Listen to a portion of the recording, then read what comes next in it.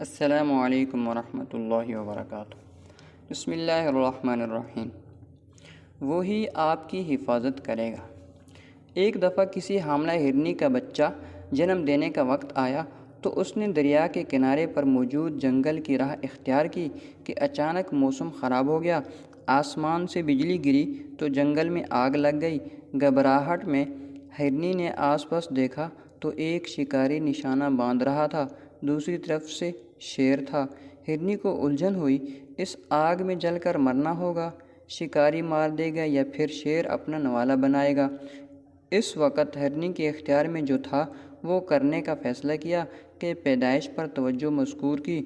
پھر ایسا ہوا کہ شکاری نے نشانہ لگایا تو آسمان پر بجلی چمکی، اس کی آنکھیں چندھیا گئی اور تیر شیر کو جا لگا۔ زوردار مینہ برسا، جنگل میں پھیلتی آگ ایک دم بجھ گئی۔ ہرنی کو اس کے خالق نے بچا لیا۔ زمین میں جب کبھی مشکلات اور مصائب چاروں طرف سے گھیر لیں تو اس وقت وہ کام کریں جو آپ کر سکتے ہیں، باقی چیزیں اس ذات کے لیے چھوڑ دیں جس نے نظام عالم کو چاروں طرف سے گھیر رکھا ہے، وہی آپ کی حفاظت کرے گا۔